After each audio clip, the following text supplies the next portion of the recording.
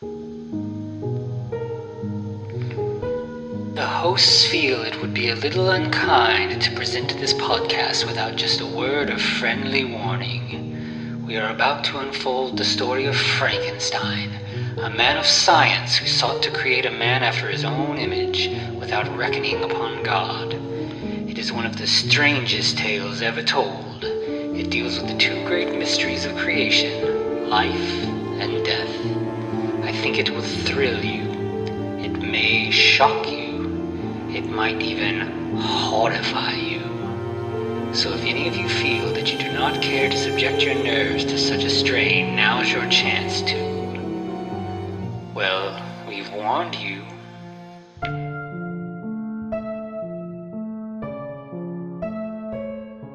Hello, and welcome once again to the Frankencast. I'm the mad scientist, Anthony Bowman. My pronouns are he, him, and I'm joined as always by...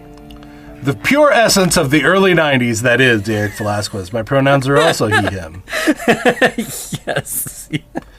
All right, so just some warning. There's a lot of insensitivity, but also borderline unsensitivity. Like, it's weird. Yeah, this movie, this definitely is extremely 90s, extremely, Gen X. It does fall sort of in the middle. It sort of pokes fun at everybody in a way that, it's hard to really get offended by it. Right. We're kind of making fun of freaks, but we're also sympathetic towards them. We're also making fun of the people who are sympathetic towards them. It's a whole big spiral of things. Right. But we're also making fun of the people that laugh at them and, other things like that. So, yeah, sure, why not? Yeah, this is one of those, just universal offenders. I feel like the main villains of this are evil corporations, which, yes, we can always get behind that. It's surprisingly scary how prescient this is. Mm-hmm. Yeah. In a way. Yeah.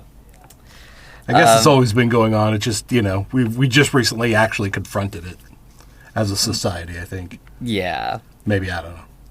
But yeah, this is just, it's a, I don't know if we've said that. So we're talking about Freak. Nope. Which is a movie that was co-written and co-directed by Alex Winters. I think as we mentioned last week, one half of Bill and Ted. We also have the other half's in here somewhere. Yeah, we got an uncredited appearance from the other half. And really, there's William Sadler is also sort of the main corporate villain, and he's right. Death from Bill and Ted. There's a lot of Bill and Ted stuff in here. There is a lot of Bill and Ted crossover. That's wild. And there's, just in general, there's a lot of, pretty big name actors in this. Right. It's strange that this movie doesn't have as much, you have to kind of really dig deep to find people who know and love this movie. Yeah. It's not, it's not as in the zeitgeist as a lot of even in the genre world, the people who our kind of people who love Reanimator and Frankenhooker and stuff like that. Right. Still, a lot of those people may not be aware of this movie. It's just so, I don't know. It just never got that level of attention, which is a shame because it's so weird and interesting, and there's nothing quite like it. No, it is its own thing, and it is beautiful in its weirdness. If you like the Rat Fink style, then this is for you. I feel like this is my canon event. Seeing this movie, you know what I mean? This kind of that's what brought you here. I'm sorry. Yeah. But, yeah. Well,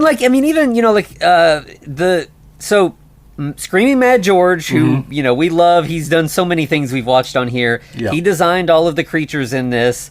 There's a lot of claymation stuff. That's all done by the Chiodo brothers, Makes who are sense. the guys who did Killer Clowns from Outer Space. Still trying to do more Killer Clowns from Outer Space, which they should.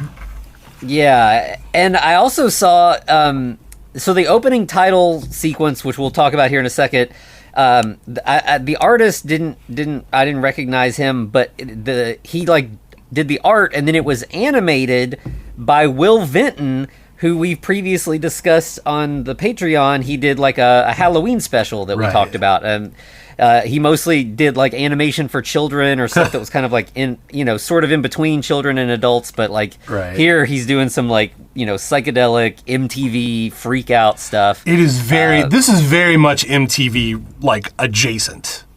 Mm-hmm. Yeah. Yep. But yeah, so I guess let's just get into it. Yeah, so we were talking about these credits. That's like... Oh, can we mention Randy Quaid plays himself? I mean, Elijah C. Scuggs, who's a crazy person. No, I'm sorry. What? Yeah. Yeah, so we've got these extremely 90s credits. There's grunge music, this kind of surrealist art that's sort of animated and just, like these freakish faces morphing into other freakish faces. It's the cast. Like, we have the cast morphing into what they're going to become if they make any changes whatsoever. Absolutely, yeah. Yep. So, yeah, it's just great. It really sets the tone. We know what we're getting into. Yes. It's just a really great title sequence to kind of set the stage. Wait, why is Brooke Shields in this movie? Brooke Shields, of all people, Brooke Shields is in this movie.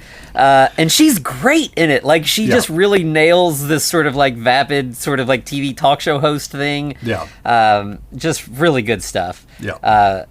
Which, when we go out of the credits, we have, like, a brief sort of quick gag. Or there's, like, a news bulletin that the Flying Gimp has been destroyed. Everybody can return to their homes. Mm-hmm. And then we go to our sort of like, Sally Jesse Raphael kind of, or like early days Oprah type show. Sky Daily show with Brooke Shields, basically. A Sky Brooke Daily. Shields is Sky Daily, the host, and she's happy to welcome tonight's guest, Ricky Coogan. Who was horribly disfigured. He was a beloved child star. He was on like a family sitcom Baker's as a kid. And then as a teen, early 20s kind of actor, he was in a series of the Ghost Dude movies. I want to see these movies. Like, Ghost Dude, is it like Ghost Dad, but like just like, bruh. Yeah, that's kind of the vibe that you get from it for sure. Yeah.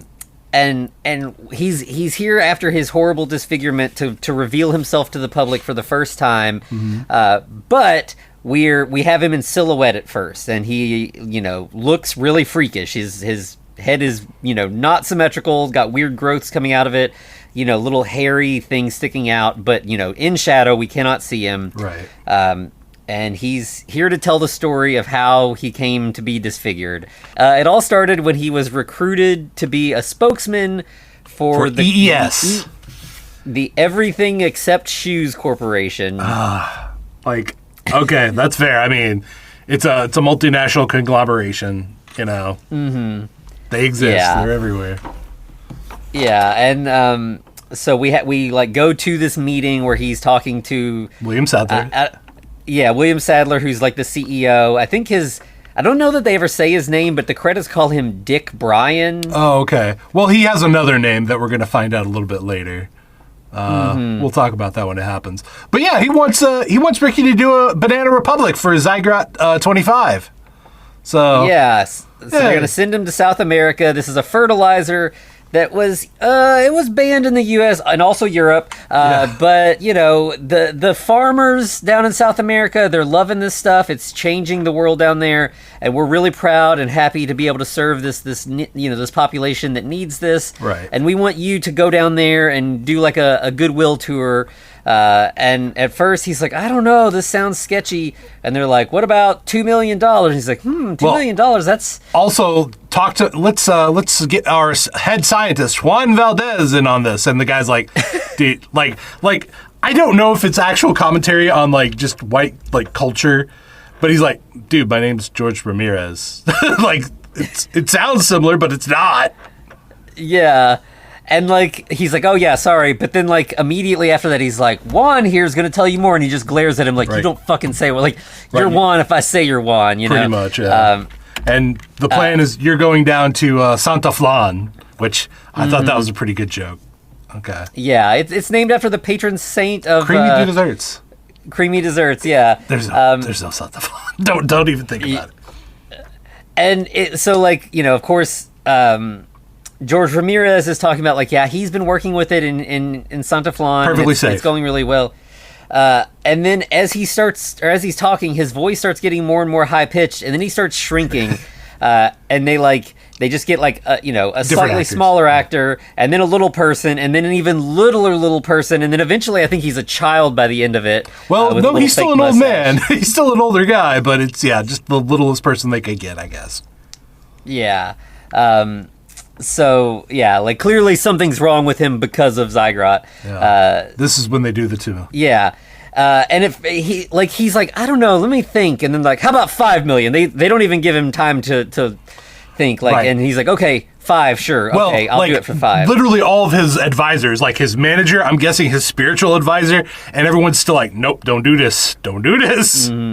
Yeah, he's got a whole entourage with him. But yeah, he's right away like, all right, sure. 5 million. I think they were getting ready to even give him more. And he was just like, no, I'm going to go for it.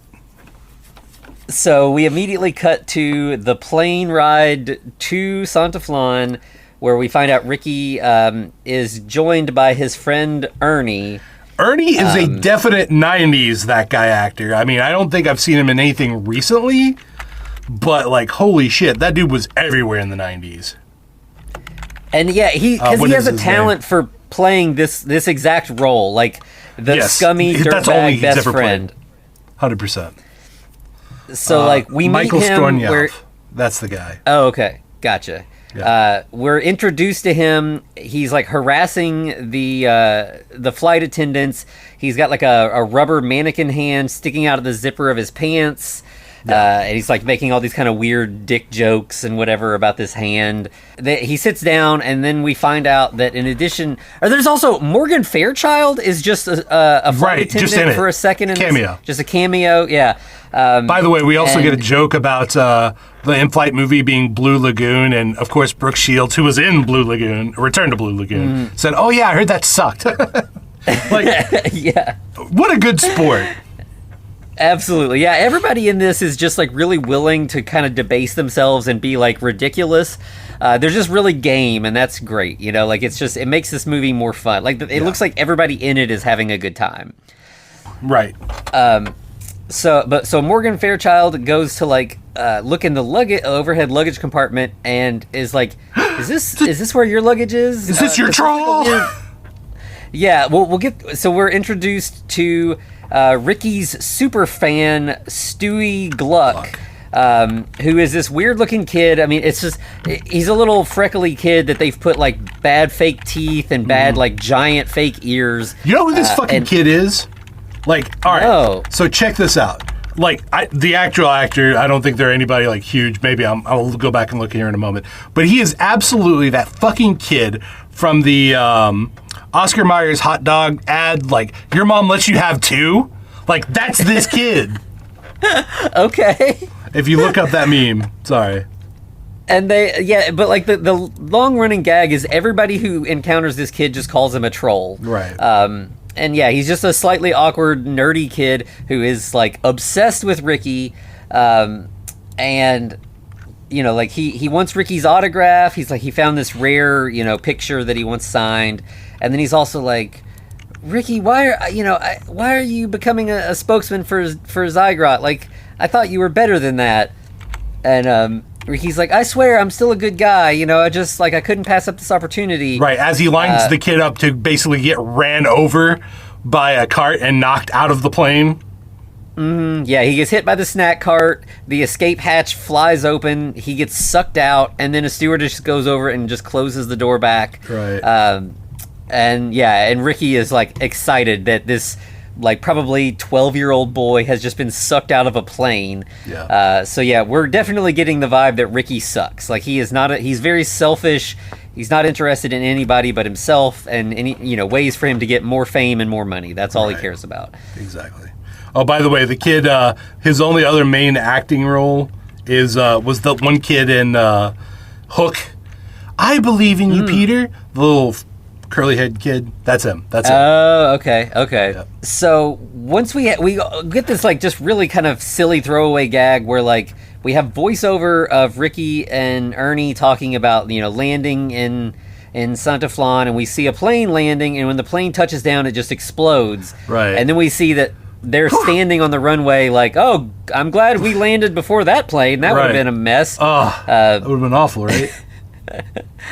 And we see that there is already a crowd of protesters at the airport waiting for Ricky. They are mad about the whole Zygote deal. Right. And he sees this one lead protesting girl, and he's like, I just want to bang her. Right? Mm-hmm. Like, I'm not in love. I just want to hit that. So, Ricky's a fuckboy. Gotcha. Yeah, so his plan is he wraps himself in, like, head-to-toe bandages, like, covered in fake blood. Because they're there to protest him basically being there. Mm-hmm. Yeah, so he immediately goes over and tries to, like, get her sympathy, like, oh, I'm so injured, but I love, I had to be here for this protest. It's so important to me. Oh, my friend stole my crutches and hit me with them. He sucks so bad. And then poor Ernie is like, yeah, sure, all right. And he introduces himself to Julie as Josh. So, great way to start a relationship. Yep. So and of course Julie does not like Ernie because he sucks, and it's pretty clear that what kind of guy he is. But Josh convinces her to ride with them to the next protest thing. Yeah, which is just down the road. Yeah. So we have the three of them in a car, and like as soon as they're together, she is talking so much shit about how Ricky Coogan sucks. His acting is bad. He's a bad person. That. Ernie's like, I'm getting my get back, buddy. Yeah, he's the worst, isn't he? And she's like, he can't act his way out of a paper bag. Yeah, and eventually Ricky, it gets to be too much. He can't do it. He has to defend himself, so he rips off the bandages and starts defending Ricky Coogan. Right. And as he's doing so, like, she's seeing signs, Julie is seeing signs for, like, a quote-unquote freak show, That's what it's called, unfortunately. But she says, oh, yeah, a worm boy.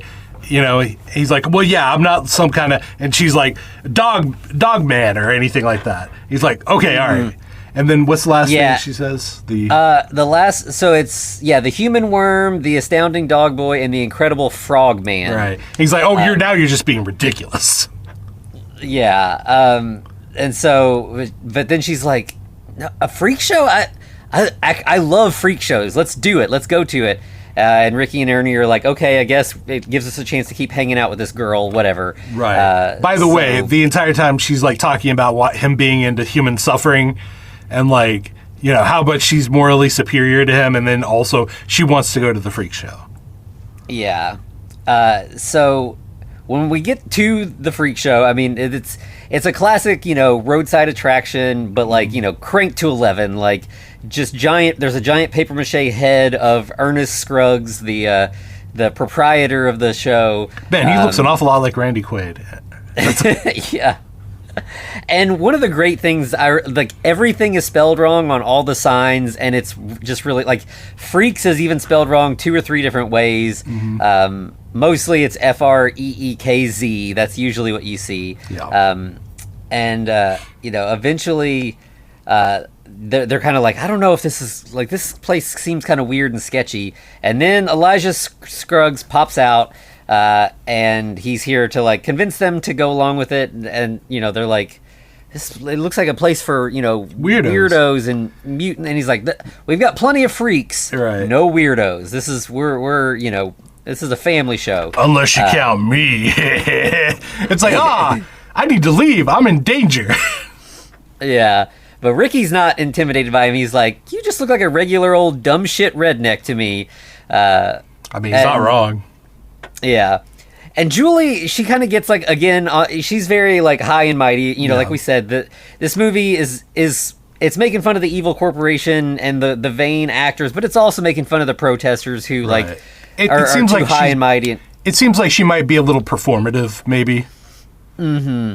So she's like, no, freak shows, it gives us an opportunity to appreciate diversity and inclusion and welcome people of all appearances, no matter what. Right. All of a sudden, like, Ernie's trying to eat a candy bar and it just disappears out of his hand.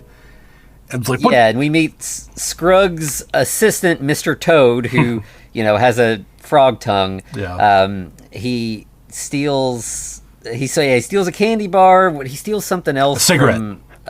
Yeah. Right. Yeah. And then Ernie threatens him with blowing him up with a firecracker because, young sociopath or psychopaths did that.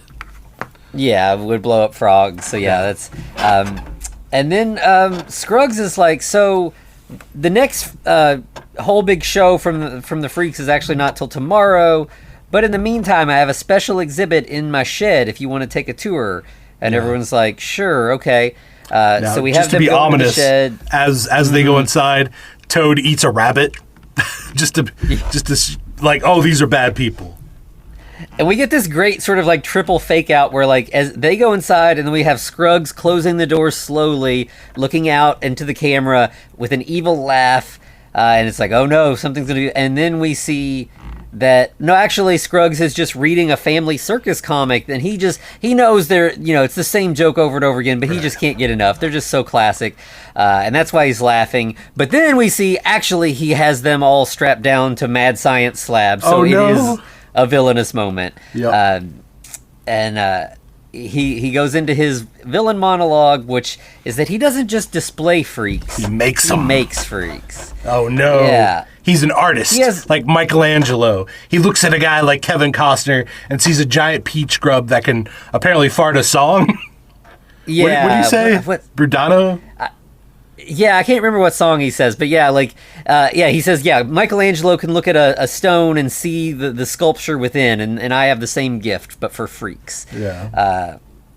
And so we have like, right away, he's like, all right, look at my machine that's called the Tasty Freaks machine. That's so 90s. And this is where we find out that it is powered by stolen Zygrot. So no, you're not supposed to have that. And he's like, I guess I'm not supposed to have these either. Reveals Ramada towels. Yeah, he's stolen some hotel towels. No. Just that's how evil he is. Right. It's and so then he's trying to decide what he's going to do with everybody, and he sees that Ernie and Julie are like fighting a lot. They don't like each other. He's like, I know what to do with that. Yep. So he like rubs Zygrot on their sides, the two sides facing each other, and decides to merge them together. So he goes into his machine and chooses merge or whatever. Yeah. He's got to put the special merge chemical in there. Yeah. And we get this when they do it, like we're playing rock music as they're turning into claymation. Yeah, we get this like claymation thing where it's like, like a cloud of like, arms and legs kind of like flailing around, and then it like stops on something, and then it goes back to a cloud, and it eventually goes to them. But somewhere in the middle, we also have Gumby and Pokey, but Gumby is masturbating, which is like a crazy thing to see. It's very 90s. And of course, he's like, hey, put that thing away.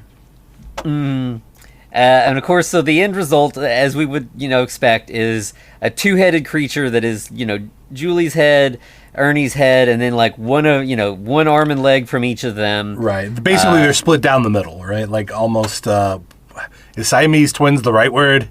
Conjoined twins. Conjoined twins. Yeah. So we have like right away, of course, Ernie's excited. This might give him a chance to, check out his or their collective boobs at this point. Right. He goes to like grab and Julie's arm smacks him. So they're, I love how they're punching Judy effectively. Yeah, exactly. And then Scruggs is like, all right, well, Mr. Toad will take you to your room because I've got special plans for Ricky. Yeah, he's going to be something very special to me. And he's like, oh, wait, I'm half out of this stuff. And then he goes to call who he calls the Laughing Man. He's like, Laughing Man, Red Swan here. And we only hear like laughter and chuckle from the other end, but apparently he can make out every word. Yeah. So we have like Ricky waking up, like we're getting his POV, so we don't see him. With the lines, wakey, wakey, eggs and bakey, time to meet the brand new you. I swear to God, this line has been ingrained in my soul ever since I heard it. Yeah. So yeah, of course, Scruggs is talking to the Laughing Man that he needs more Zygrot to finish his masterpiece. And then we see the masterpiece, and it's Ricky split perfectly down the middle. One side's completely normal. The other side is very freakish, like this giant monstrous mouth, he kind of looks like a gremlin, sort of. Got a big pointy ear. And the mouth is stretched. Very reptilian. Yeah. Yeah. And of course, Ricky is not happy about this. He's freaking out for pardon the pun. Right, that was his good side. And of course Elijah's like, still is if you ask me. So he's like, all right, let me show you to your new home. So they walk outside and we see just a standard issue outhouse, a tiny little rectangle building. His spacious new living quarters. Yeah, when they open the door, it's this giant barn inside, and even Ricky, as upset as he is right now, has to note this is impressive use of space. Right. Apparently, Elijah met the doctor at some point, but got the wrong lesson from him. Right. He says, "Yeah, I learned it all from Bob Vila," which is probably a name that most people listening to us will not recognize. Right. He was the original home renovator kind of guy. Yeah, he had like books and a TV show called This Old House where he taught people how to do their own like DIY home renovations. And we have a Bob Vila lookalike. It's not the real guy who pops up and like gives him more, suggestions, and like Elijah just kind of like slaps him out of the way. And just he leaves Ricky there and by himself, and then we have Ernie. As he's leaving, he also comments one more time, I need to really put a shitter in there one day. And of course, this is when Bob Vila comes back into the movie. He's like, oh yeah, if you want to do that. And he's like, shut up, Bob, grabs his hammer and smacks him over the head. And that's the end of that bit. Yeah. But inside, Ricky, gets to run into the Ernie Julia merged creature.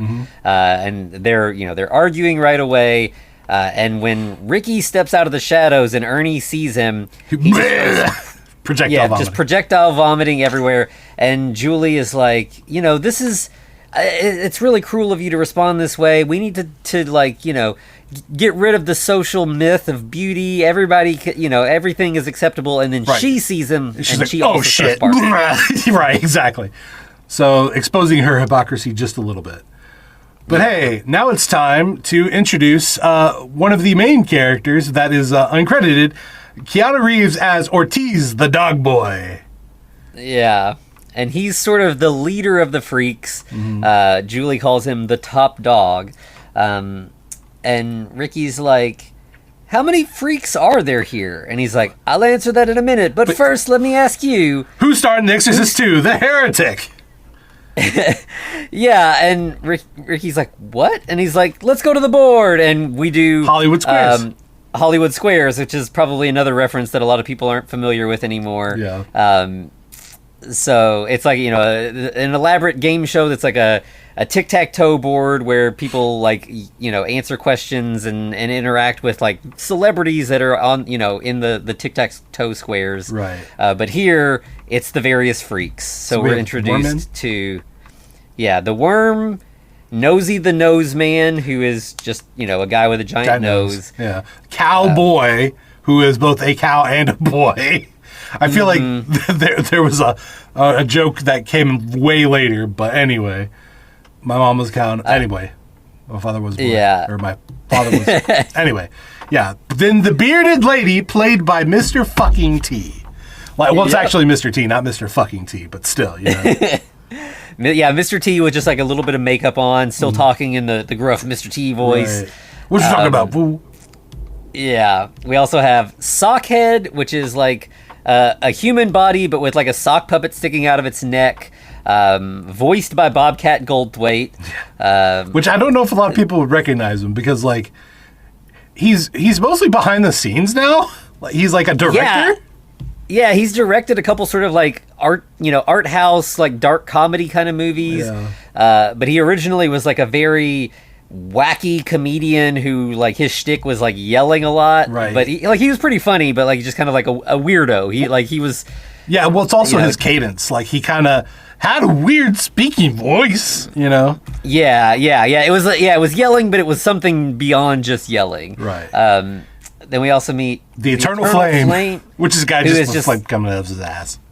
Yeah. Rosie the Pinhead, which is like a classic, circus freak kind of thing. However, she's like a sexy Pinhead, which is, I don't know that it's like, sure, why not? She's definitely not your normal Pinhead, right? But it's actually a medical condition. What is that called? It's not microencephaly. It has something to do with that though, but it's a medical condition. This is there are people born with this sort of birth defect, and they often were put in freak shows. This is a very real thing. Yeah. And we have the Frogman, who is just a guy in a suit. Yeah, he's just in a scuba, like a military frogman. He's in scuba gear. And then, of course, we finally have actual Paul Lynde, who is dead by this point, so he's a skeleton. Yep, so it's just a skeleton in the center square. And again, we have, Ernie and Julie arguing over who they're going to choose. First, I think it's like, Ricky, is it Cowboy that has like the wrong answer to who started the the Worm answers. Man. The Worm Man. He says Linda Carter. Or Olivia Newton-John. You're right. And he's like, no, of course it was who played Linda Reagan. Blair. Yeah, Linda Blair. Thank you. I was getting them mixed up. Thank you for fixing me. But then Ernie and Julie get to go. They argue and they slap each other. It's like Three Stooges bits with them the whole time. But Ricky is still like, I'm not like you. I'm not a freak. I'm gonna fix this, and he tries to run away. Everyone sees him, mocks him, and they start calling him a freak and laughing at him. Mm-hmm. Yeah. So we eventually have Ernie and Julia go to comfort him. I love how they're like, somehow in the last hour, she met with Ortiz and he taught her how to channel her anger. Yeah, we all have to learn to accept our freakishness now. Everyone here was quote unquote normal at one time before Scruggs did this to us. So we just all have, they've just had more time to process. Right. And then we get all their intros. Yeah, they all tell their backstories. We get flashbacks. So we have the worm was originally a worm scientist.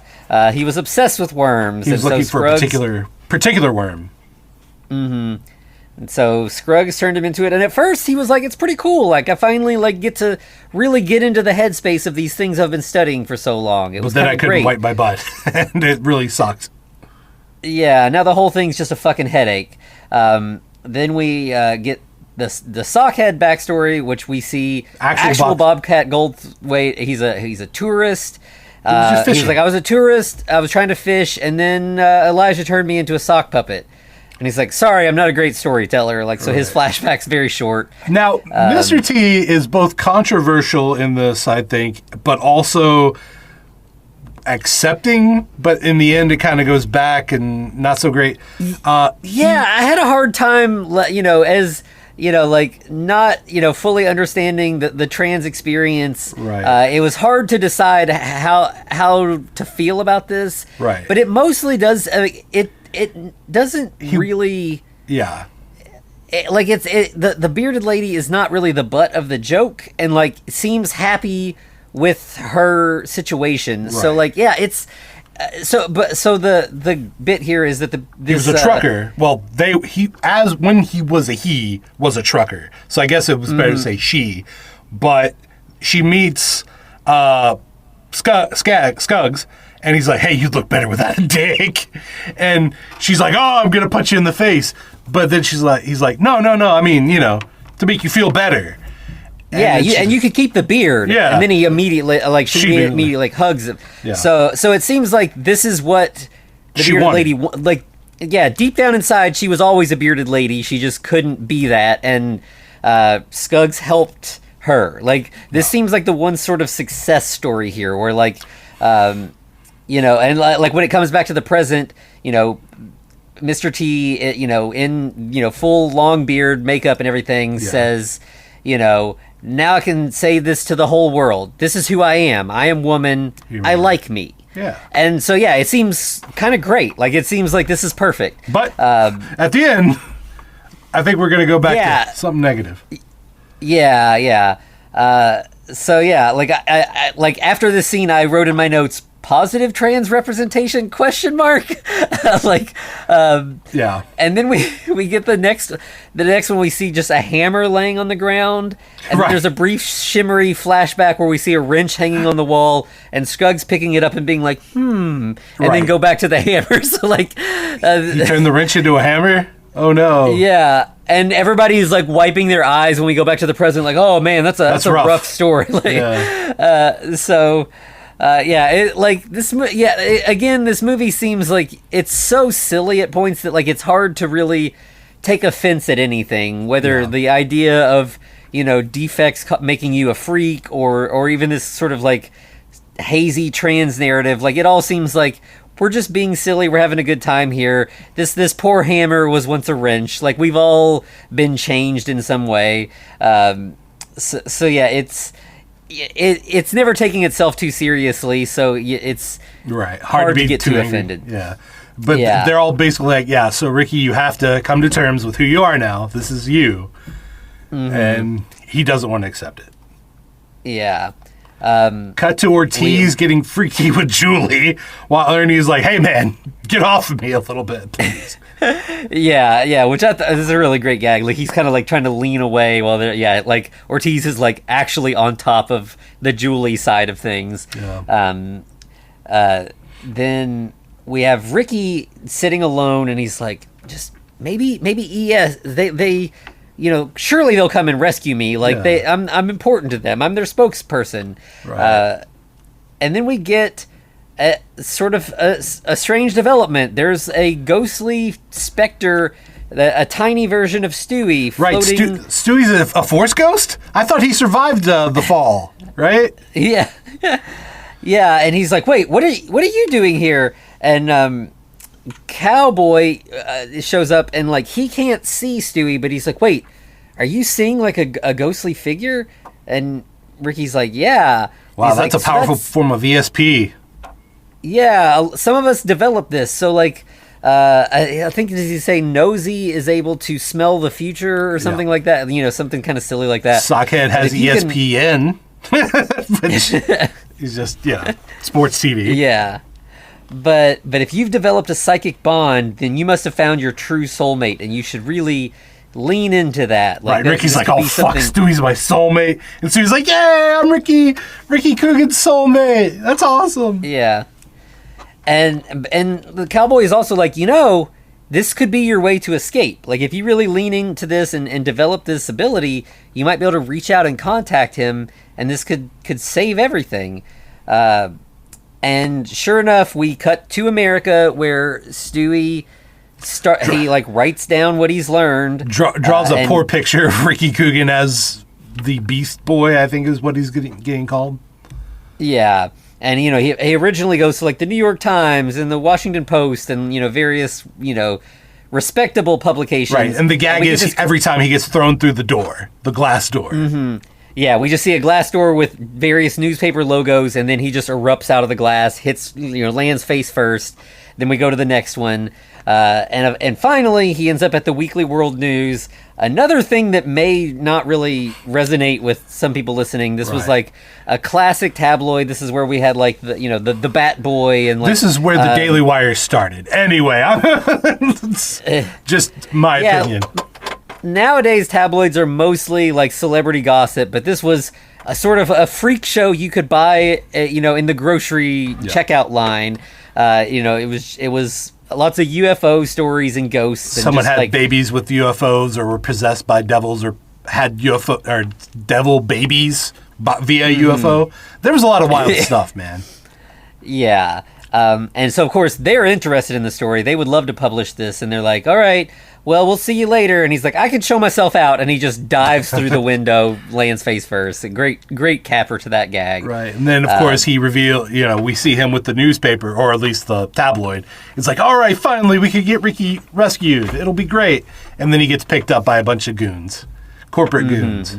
Yeah, dragged into a limo, and we see somebody with this horrible-looking torture device gun thing. Well, no, it's a and drill with a... It's a certain type of drill that's meant to, like, just bore a hole through things. But it's the Laughing Man. This is the Laughing Man. Yeah, we don't see who it is. We just cut away. And we go back to the freak show's about to happen. Scruggs has like a whole big raucous crowd there to see the show. And he's like, first up, we have singing sensation, Rosie the Pinhead. Now this is when it gets a little offensive, but also it's can I say it's funny because it's the gag? Yeah. But yeah. Yeah, I mean it's this whole movie is just like slapstick humor all the way down. Yeah. So yeah, we have, because she's like a really bad singer, right? Is that like she's also not really singing? She's more like just making noises and then smashing the microphone against her head. So yeah, because so often the case with Pinhead characters in freak shows is that they would hurt themselves. They were like circus geeks, they would cut themselves with glass or eat bottles. Now, there were geeks and there were pinheads. Geeks usually were doing the thing like you're talking about where they hurt themselves and bit heads off chickens. Pinheads, they did the dancing and stuff like that. Yeah. So yeah, she's kind of doing both of these things. We have like a slapstick comedy bit from Ernie and Julie as they're like, in like an outfit where like, a tux on one side and a dress on the other or whatever. And they're trying to do legitimate dancing and comedy, but end up doing a Punch and Judy routine. And then the bearded lady just comes out and gives beauty secrets and like is just like legitimately giving good beauty advice, or I mean, presumably. Make sure that you do the braid this certain way. Also, if you're doing your makeup, make sure you keep your, the tone of your skin. It's like, all right, fair enough, I guess, right? Sure. Yeah. Great, awesome. And then, weirdly, so Nosy the Nose Man, who like is one of the most like actually freakish of the freaks. Like it's like just a nose with like a little mustache and a tiny mouth under it. Like it is a nose bigger than his entire face. But he comes out dressed as a gorilla. And just does like a dance number as Funky Monkey, and like you don't even see that he's a giant nose guy. Like it's completely hidden. But he messes it up and starts breaking everything. Yeah. Then we have Sockhead doing like a polka number with like he has like a set of those like bells that you ring at various tones. But it's it's the Wiener Schnitzer polka. Yeah. Yeah, he's singing in like his exaggerated Bobcat Goldthwait voice. But then he falls over. Yeah, and the sock gets like stuck on the microphone as he falls, and we see that under the sock is just a hand growing out of the neck. Right, which you would think would be like, okay, that's more freakish than just the sock. But everyone's so mad they've been had because he should be a guy whose head is the sock. Yeah, so they're like throwing, rotten fruit and vegetables at him. And he gives them the triple bird, like, his two regular hands and his head all flip off the crowd. And we cut away to Ricky getting an inspirational speech from the Worm Man. He's like, I know you don't want to be a freak. I know you don't want to be here, but what you are is an actor. And so you should use your body as an instrument. This is the body you have now. You might as well do your best with it. Right. And this is when Scuggs busts in and is like, hey, things are getting kind of wild out here. I need you now. Yeah, and Ricky's like, well, thanks for the advice. Is there anything I can do for you? And as we, mentioned earlier, he's like, could you wipe my ass? And Ricky's like, that's a good one. I'll see you later, man. And he's like, God, and he's like, hey, Nosy, you look like you need some inspiration. Like, he is desperate to find someone to wipe his ass. That's rough, buddy. But then Ricky goes on stage and he performs like the famous soliloquy from Richard III, which is great because, the whole thing with Richard III was that he was also like a malformed person. He was sort of freakish in his own way. Yeah. Like I think he's kind of usually described as either kind of hunchbacked or like clubfoot or something like that. Like it's unclear. Impish. Yeah. I think is another term for him. Yeah. And so he's really, but he's given it his all, and which is great because like Alex Winters usually is like a sort of comedic actor. Bill and Ted is the main thing we know him from, and he does Lost Boys for the certain few. Yes. But he does a good Richard III here, but also still with his like freak makeup on. So it's a really wild, performance, and we see that or like a few lines of dialogue into the thing, we cut away to a professor of classic literature who's like, for those of you who are not maybe so culturally literate, we'll help you out here with this Shakespearean dialogue. We'll give you some subtitles. So we go back to, Ricky giving the soliloquy where he's, Richard III is describing his impishness. Right. Now is the summer of my discontent, or discontent, blah, blah, blah. Or the winter of our discontent. Yeah, and we get, the subtitles just say, I'm ugly, I never got laid. But the crowd is like in tears, they go wild, they applaud. And then, one of the corporate suits from EES arrives. And Ricky's like, oh, great, you came to save me. And he's like, so, your new look. Yeah, I mean, we support you with your new look. If this makes you happy, we're happy for you. But it's just not really the direction EES was hoping to go. So we're going to have to let you go. And he's like, what do you mean? And he's like, I'm saying you're what does he say? Like in terms, in certain terms, no uncertain terms, you're ugly enough to burn the nose hairs off a dead nun. And yeah, the crowd just immediately starts booing him, mocking him, even though they were all just so emotionally They give the guy liquor, and he starts drinking. Basically, he was only here to kind of check on Ricky and make sure that, like, he was alive-ish, and then mock him. He's like, you're not going back. You're this is your life now, buddy. Yeah. So, and then Ricky grabs him, rips his head off, and that obviously terrifies this crowd. By the way, the head still talks. He's like, oh, now you're just being childish. That's a good bit. Yeah. So now we have the crowd fleeing. There's terror, chaos. We get a cameo from Larry Bud Melman, who's filming this all and is like, you cowards, this is what we're here for. What are you doing?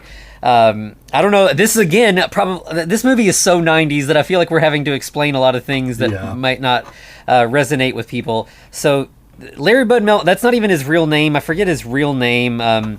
He was an actor whose only real role was as this character Larry Bud Melman, who was a character on the David Letterman show. He was just like supposed to, like, I think at some point he was like David Letterman's pretend producer. He was just this kind of wacky, weird old guy who was just he was just a strange guy, and that was his whole deal. And he was so sort of beloved for this role on the Letterman show that he got a lot of like weird cameos like this, where he would basically be playing himself, even though Larry Bud Melman is not actually him. Right. By the way, Calvert DeForest is the guy's name. Okay.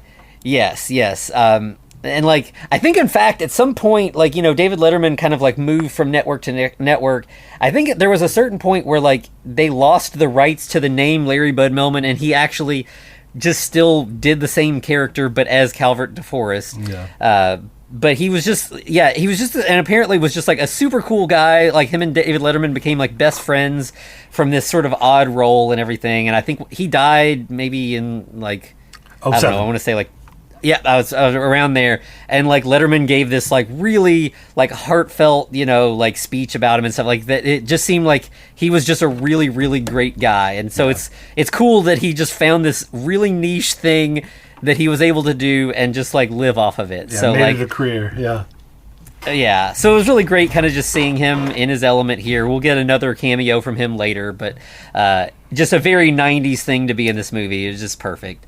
After all of the chaos dies down, we're cut to the next day where Ricky's back in the freak shed, trying to find a way to escape. So he finds a fire door, a little like, basically like a little dog door in the corner of the shed, but it's locked. And he's like, hey, I think that's illegal. That's fire doors. They're supposed to always be unlocked, right? That's the whole thing. But he sees a milkman. This is at a time when milkmen were not a thing in the 90s. Right, yeah. And we get like the most sort of like dumb, like scatological humor joke in this, but it's so weird that I kind of love it. Mm-hmm. He gets the milkman's attention, Hey, there's a And he's turd like- that looks like Kim Basinger, who's a very attractive actress.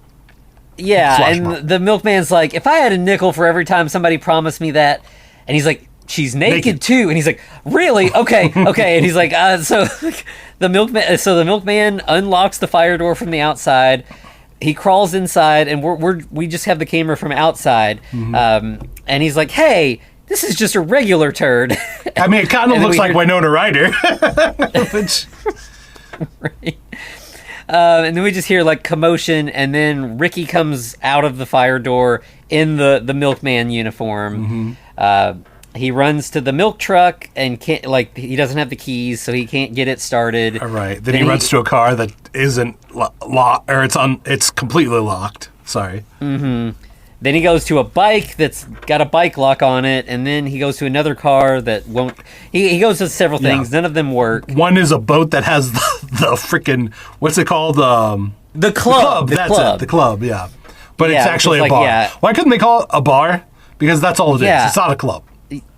Yeah, it was like an anti-theft device that you would lock around your steering wheel of your car. Yeah. Yeah. There used to be like infomercials about it in the 90s. Yeah. But anyway, he just can't escape, is the point. Yeah. But then he's suddenly accosted by two giant eyeballs holding machine guns. Well, it's revealed that in the giant paper mache head, the eyes are always watching whoever's going around, right? It's like turning towards them. And yeah, those eyes are actual living eyes. Apparently, they were Jamaican dudes that Skuggs turned into eyes. Because they're called eye and eye. Yeah. Anyway. Yeah, so they speak with like Rastafarian dialect, and eye and eye is like a if you I looked it up because I was like, why do they say that?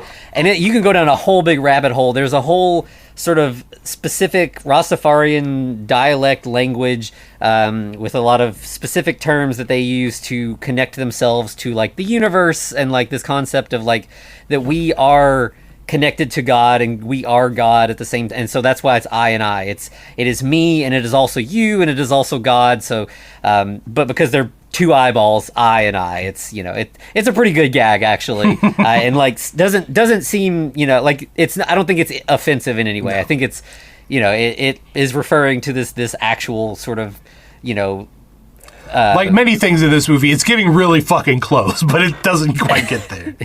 Yeah. And so they the two eyes drag him to Scruggs' den where like Scruggs sits him down and is like, do you want some diet soda? How about Maybe some fiddle fiddle faddle? Do they still make fiddle faddle? Like it's caramel corn with like nuts in it, or Yeah, it's basically the same thing as like Cracker Jacks or whatever. But I feel like its main purpose is to be used in comedic bits because it's just such a silly name. Like, I feel like I remember there being like a Conan O'Brien sketch where Michael Caine like comes out and admits that he's addicted to fiddle faddle. Right. Like it's just funny. Yeah.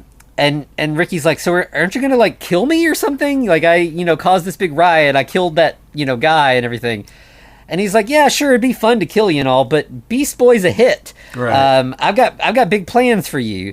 You're gonna be my main attraction. And Ricky's like, I've been around a lot. I've done a lot of acting roles, and I think at the end of the day, people don't really like gross stuff. Like it might. They don't like violent, depraved films. Yeah, he's like, it might appeal to them briefly, but they lose interest quickly.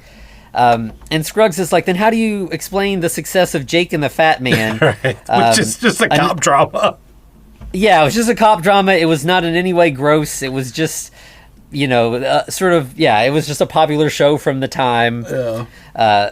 And yeah, so like again, kind of just like a non sequitur gag. Right. Then we get a call from the Laughing Man. It's like, hey, okay, yeah, you're bringing. We just hear the laughter once again. Okay, yeah, you're bringing all, the rest of the Zygarde. Great, awesome, amazing. We'll make Ricky into a star. Yeah, and Scruggs is writing notes on like a notepad this whole time, and he sets it down. And then he's like, all right, so this is my plan. And once he hangs up, he's like, here's what we're gonna do to you, Ricky. We're gonna turn you into a full freak, super freak. Then, on stage in front of the crowd, they're gonna see the transformation. Then I'm gonna bring out all my old freaks. You're gonna kill them all, and then I'm gonna make new, better, freakier freaks, and the whole show is gonna rise like a phoenix from the ashes. Right. The guy's like, wait, you're taking me to Phoenix? No. Well, also, so does Sky Daily. She's like, oh, he said he's going to take you to Phoenix? Like, no, it's a metaphor. No, it was a giant bird, mythological. It's a metaphor. Don't worry about it. And she, like, Brooke Shields is just so great at being, like, really vapidly stupid. She's just kind of like, oh, okay. And then we go back to the story where Scruggs just lets him go. Yeah, but he, like, kind of stealthily steals the note off the top of the notepad as he goes, which right away, like, as soon as he steps outside, the wind blows it out of his hand. He starts running after it, and he bumps into all of the other freaks who are all dressed in milkman uniforms now, including the Hammer. The Hammer has a tiny little milkman uniform. I think Ortiz is carrying him. Right. And like he's like, wait, why are we all dressed as milkmen? That's not going to work. Ortiz is like, no. 12 milkmen? That's theoretically possible. 13 is just ridiculous. Yeah, so you're fucking up our plan. You got to get out of here. Right. No, you've got to understand, if I do that, you're all going to die. So yeah, because like this is sort of a turning point for Ricky, because like he's almost like, okay, fine, fuck you guys, do what you want to do, and then he turns around and he's like, no, listen, if you go that way, Scruggs, he's got these two eyeballs with machine guns. You're gonna die. Like, don't do it. And they're like, no, you're just trying to steal our plan. Ortiz says, fuck you, and he pulls out a knife. We're gonna have a knife fight. Well, knife versus claw fight. Yeah, so we have this sort of like, a fight here, and we see Scruggs is watching it all out his window, and he's like, man, that is a lot of milkmen for one route. No wonder they have to fight for turf, basically. Amazing.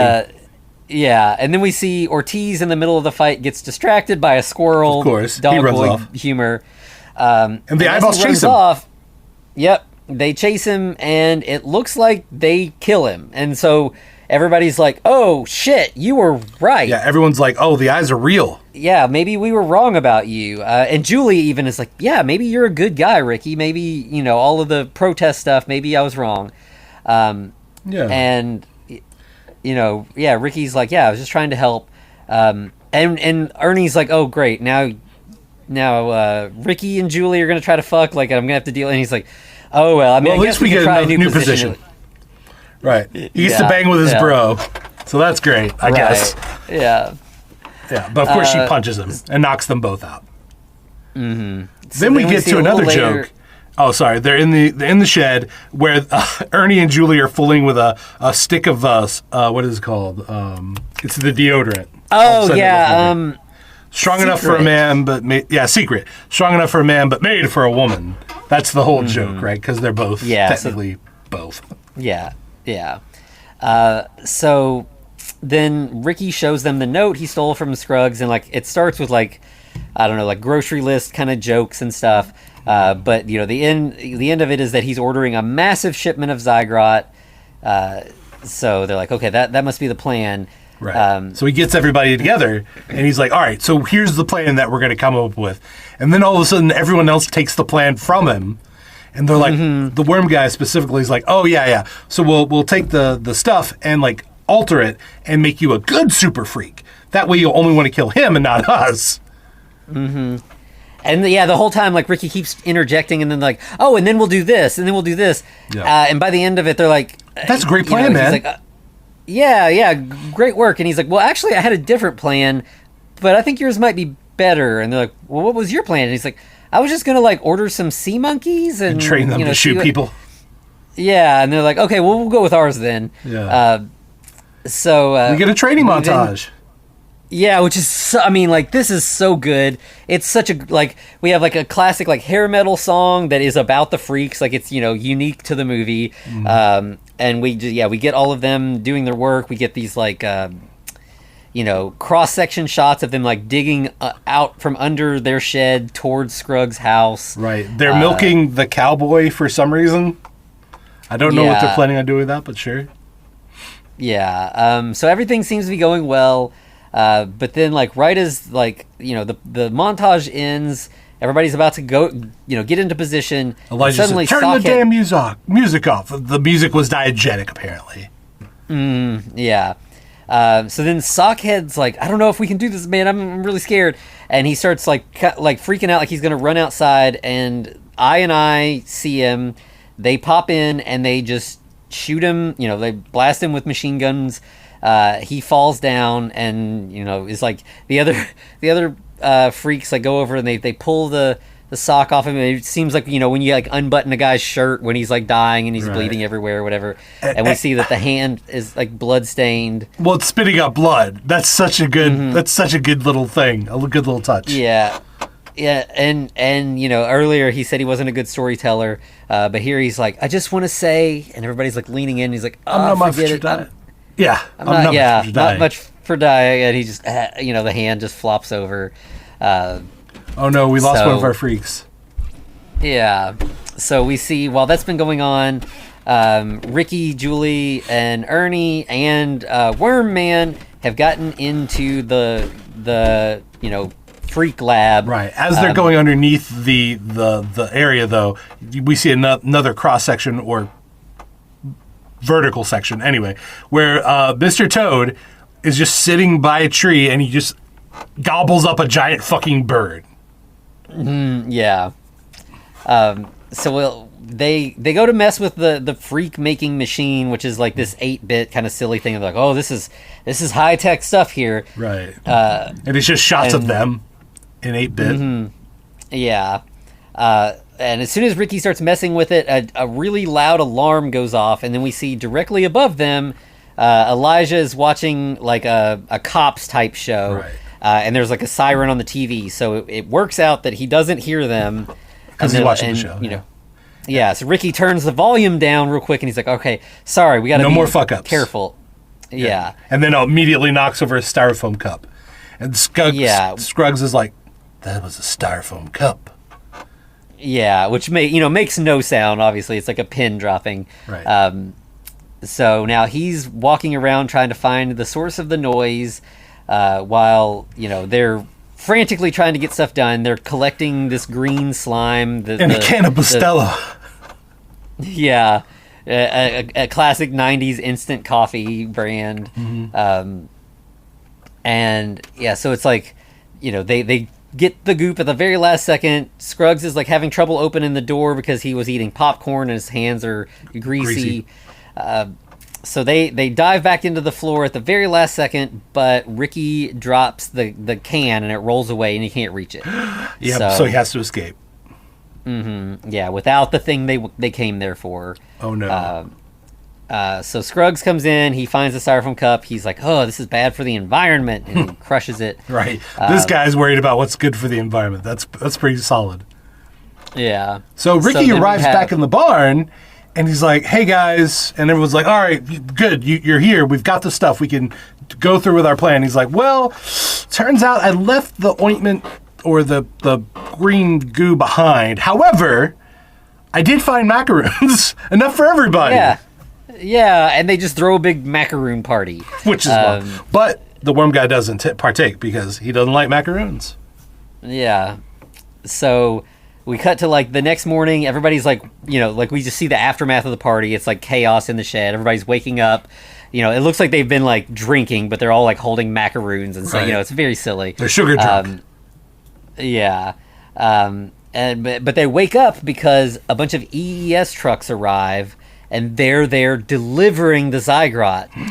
So Ricky's like, oh, he's in bed with Scruggs. Yeah, it's been, you know, the evil corporation and the evil monster maker have been working together this whole time. And then we find out that the Laughing Man is none other than William Sadler from the beginning of the movie. Everyone, there's no way you didn't know that. Like, from the corporate thing in the limo. Or maybe you didn't. I don't know. Maybe this was a legitimate surprise to somebody. Yeah. But the Laughing Man has a peace offering for Scruggs, which is this little troll that we assume is one of yours, and it's Stewie. Yeah. They throw him in a chicken coop with chicken with two heads. Mm-hmm. That's fun. And like this, they're in like a, you know, meeting area or whatever. Meanwhile, Stewie is like reaching out telepathically to Ricky and is like, "I'm in the lab. I'm here." And then this is, you know, the ES guys want to know what's Scruggs' like big plan. What's all this about? Right. And he's like, I'm gonna turn Freak World into super mega Freak World. Yeah.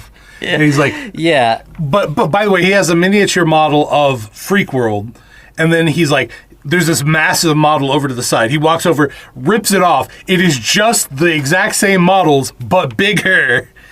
And the Laughing Man / William Sadler's like, oh, that's great. That's awesome. Good job, man. Yeah, I think Scruggs is like, I'm going to go after Disney. I'm going to be bigger than that. Right. And they're like, I'm going to kick Disney's dead ass. Yeah. They're like, we have bigger plans in store for the Freak Machine. Right. And so, like... Let's do our plans now. Yeah, so they're kind of debating that, and meanwhile we see Stewie has gotten out of the cage. He sees the Bustelo can. Yeah, Ricky's telepathically telling him, hey, get the can and get it to us, and then we're good to go. Yeah.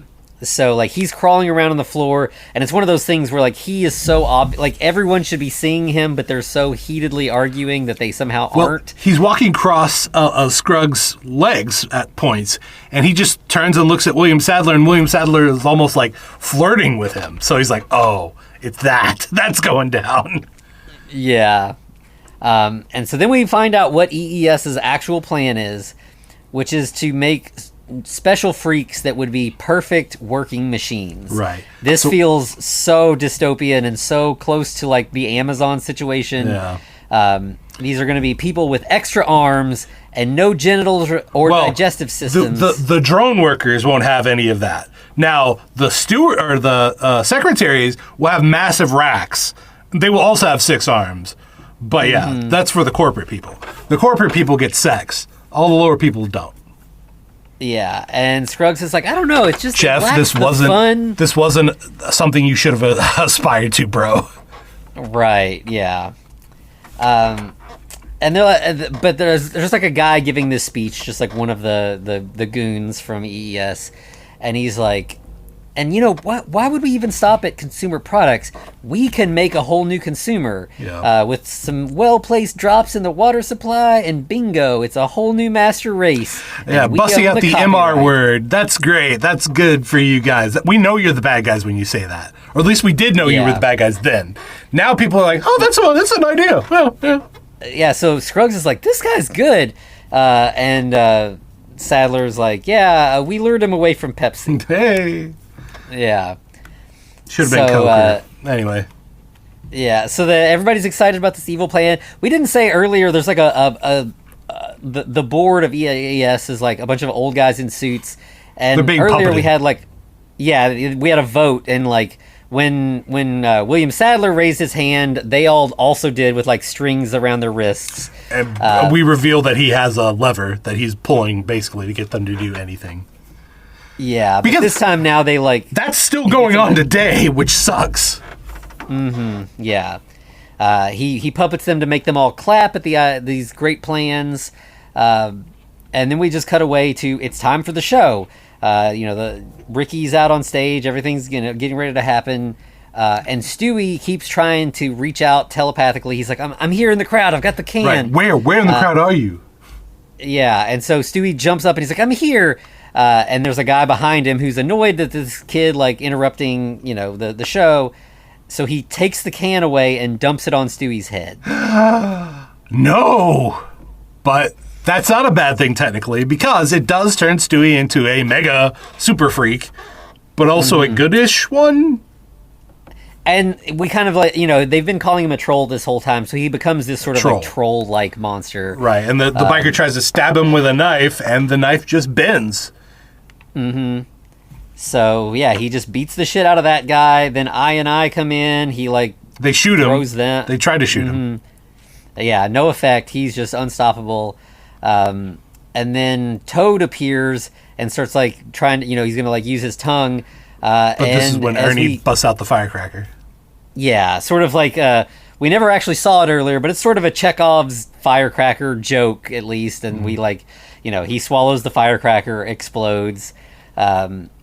And in the chaos, Scruggs does give Ricky the original evil super freak potion. And so now we have two giant freak monsters in a monster fight. It's a monster fight. Anyway, yeah.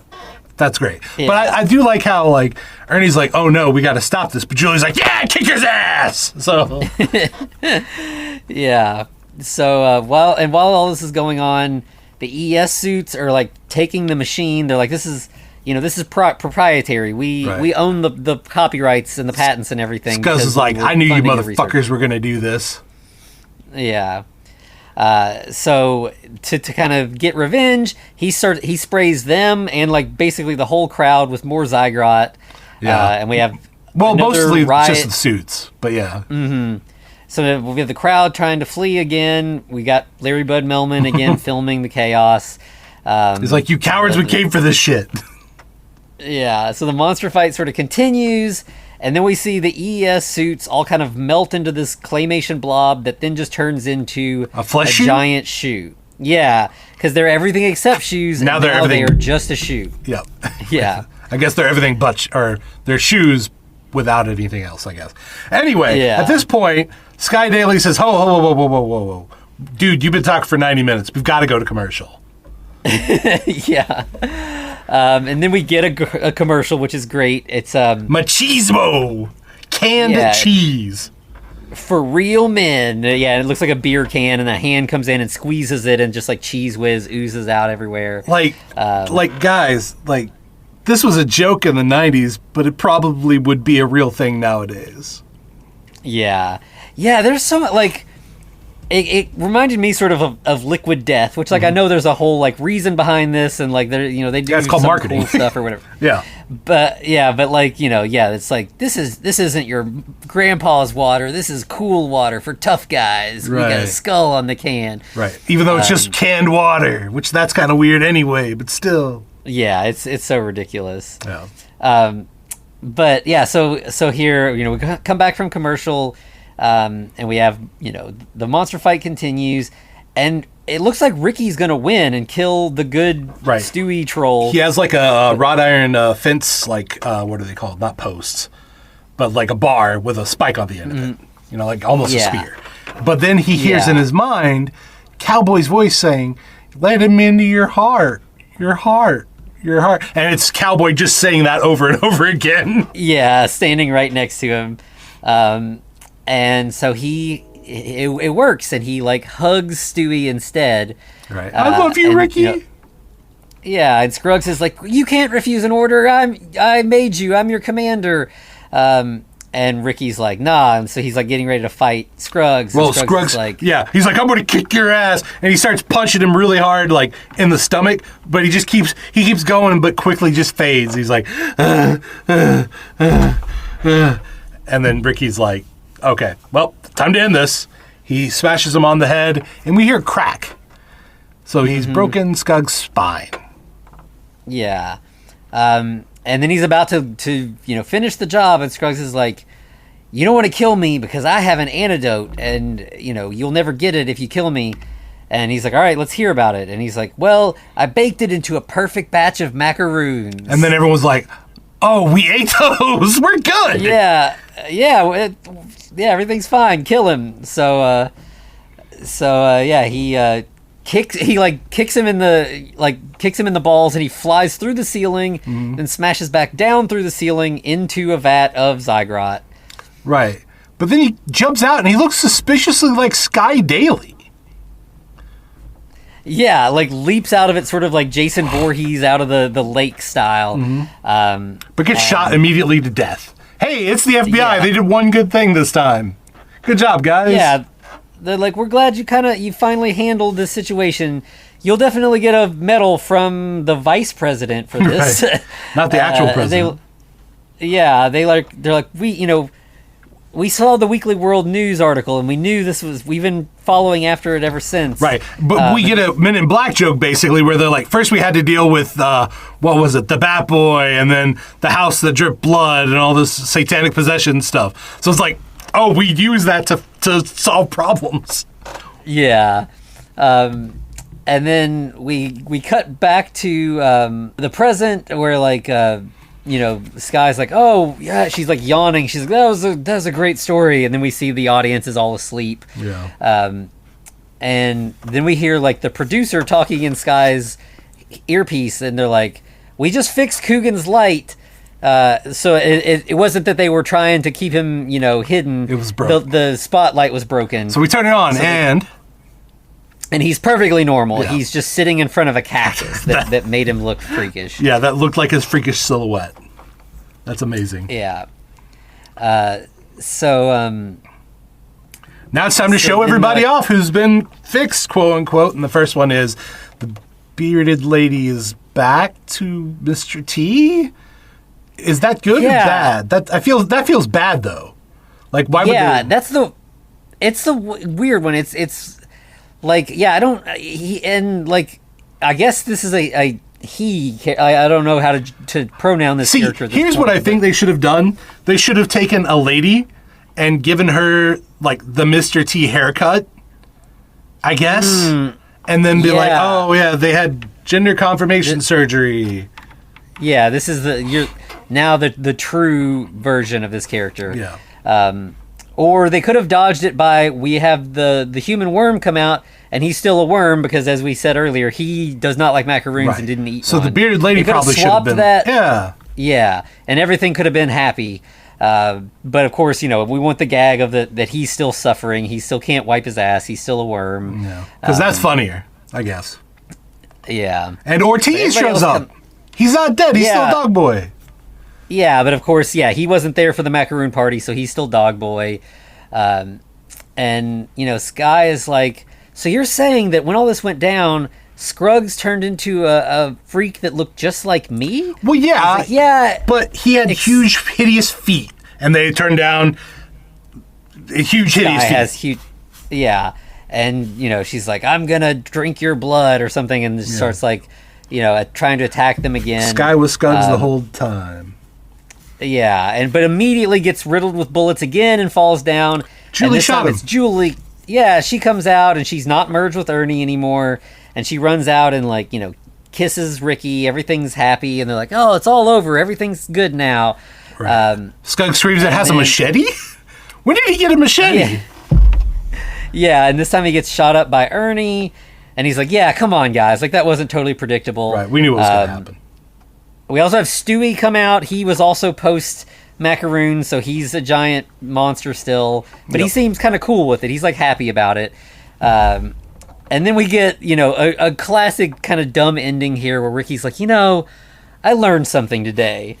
When man starts impinging on the subtle perfection of the Earth's natural order, the only thing he creates is havoc. So we're getting our sort of like Frankenstein understanding where he fell short, and we should leave things alone and not try to play God and all this. Right. But it's also coming from Ricky Coogan, so that's, And then to kind of like layer on it, then we have Ernie, this sort of like misogynist dickhead who's like, I also learned something.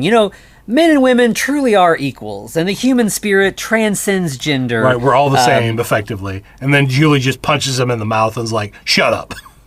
Yeah, like she's not even buying this shit from him. And then everybody's just like, good night, everybody. Like the end of like SNL or something. They're all just kind of waving and smiling. Right. But then we get one last actual like Friday the 13th style jump scare as like Sky as Scuggs or vice versa jumps up with a machete to try and kill them. Yep, and then we just hard cut to credits from there. Yeah, beautiful. Yeah, just great ending. Wild movie. Insanely wild movie.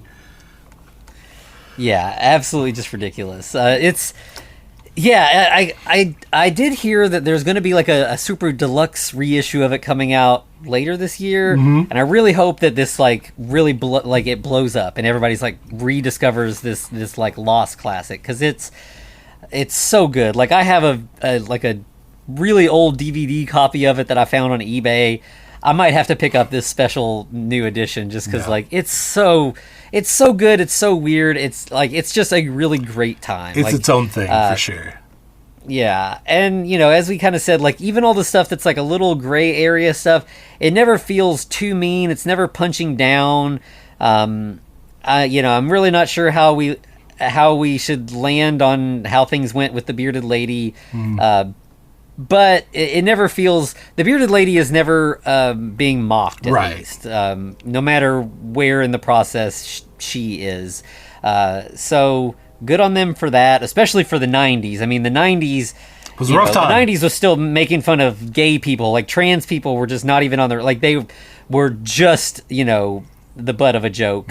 Whether it's like pretty much it was the whole Einhorn, quote unquote, men found out they were making out with, in their own opinions, other guys and threw up. That was the whole joke. Ha ha ha. Yeah, very trans panicky, and this doesn't feel that way. And not only is it doesn't seem like that character is not ridiculous, but none of the other characters in the movie mock her or insult her for being what she is. We really just get that one sort of monologue where she's just like, "This is me, and I like me," and that's amazing. Like, that is so especially out of character for the time. Yeah, I mean, that's even surprising for now because we're so backwards with trans issues right now. So, I mean, it's not perfect, but it's pretty great for the time, and got to commend them for that. And just in general, it's sort of this love letter to people being different and finding what they can do with those differences, and they're all kind of working together and solving problems, and it is kind of, there's a lot of weird, gross out 90s humor, but it never really at the expense of these people. So good for this movie. It really could be something much worse, and it manages to be sort of, which I guess if you look at the Bill and Ted movies, they're kind of similar in very that much so. They're very heartfelt. They're these two dumb idiot guys in all these bad situations, but Bill and Ted are good dudes trying their best, and they usually end up solving the problem in sort of because they're sincere. They sometimes they bumble their way through things because they're kind of idiots or whatever. But we're never really making fun of them either. Especially I remember during COVID when the third movie came out, everyone was like, wow, we really needed this movie with good people who are trying their best and are just heartfelt and sincere in their work. What we're saying is Alex Winters and Keanu Reeves 2028. Absolutely. I mean, because they both even as real guys, they both seem to have great politics, great they both are just really honest, and it just seems and this feels like a passion project where Alex Winters is I just want to get my friends together to put on a show. And anytime people are doing that, I love it. So yes, this movie could ringing endorsement for me. Absolutely. If you've not seen this, find a way to see it. Even if you have to wait until this deluxe reissue comes out, get your hands on this movie. It's fantastic. We're not saying it'll make you a better person, but it probably will make you a better person. I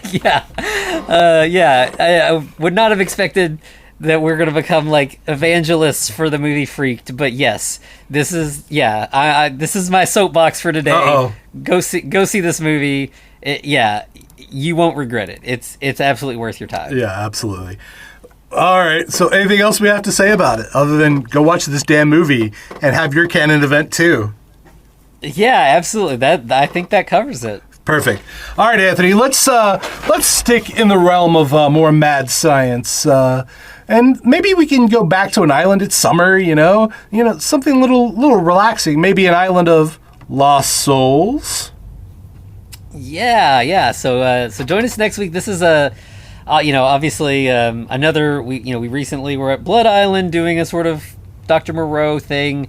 Island of Lost Souls, I believe, is considered a specifically Dr. Moreau, adaptation.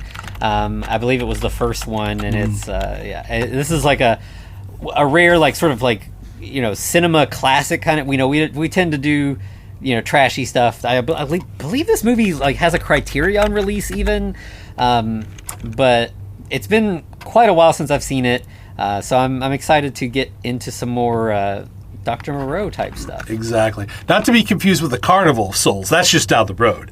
But anyway, sorry. All right, anything else we have to say? Or where can they find us, Anthony? Yeah, so you can find us on all the socials at The Frankencast. You can email us at thefrankencast@gmail.com.